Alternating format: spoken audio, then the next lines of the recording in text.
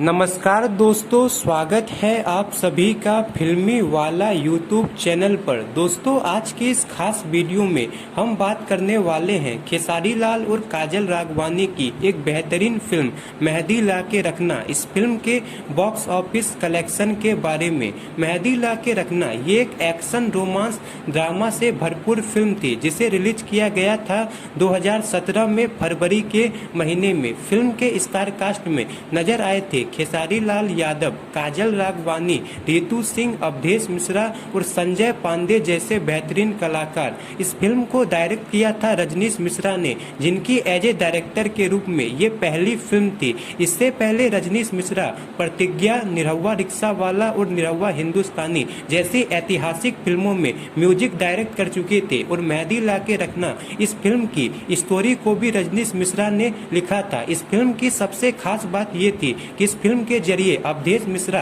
पहली बार positive role में नजर आए थे। दोस्तों, अवधेश मिश्रा उस समय के भोजपुरी के सबसे बड़े विलन माने जाते थे, लेकिन इस फिल्म में उनका रोल पॉजिटिव था। इस फिल्म में वो खेसारी लाल यादव के पिता बने हुए नजर आए थे और ये फिल्म दर्शकों को बहुत ही ज्यादा पसंद आई थी। फिल्म ने थिएटर्स में 50 दिन पूरे किए थे और इस फिल्म के गाने ने उस समय तहलका मचाकर रख दिया था और इस फिल्म के गाने 2017 के सबसे ज्यादा सुने जाने वाले गाने बन गए थे। बात करें फिल्म के बॉक्स ऑफिस कलेक्शन के बारे में तो इस फिल्म ने उस समय 15 करोड़ 28 लाख का कलेक्शन किया था। वहीं फिल्म का बजट 2 करोड़ 26 लाख रखा गया था और ये फिल्म बॉक्स ऑफिस पर ऑल टाइम ब्लॉकबस्टर साबित हुई थी। साथ ही साथ 2017 की सबसे ज्यादा कमाई करने वाली भोजपुरी फिल्म बन गई थी। तो दोस्तों, आपने ये फिल्म देखी है या नहीं, कमेंट बॉक्स में जरूर बताएं और ऐसी ही जानकारी रेगुलर पाने के लिए लाइक, शेयर और सब्सक्राइब जरूर करें। धन्यवाद दोस्तों।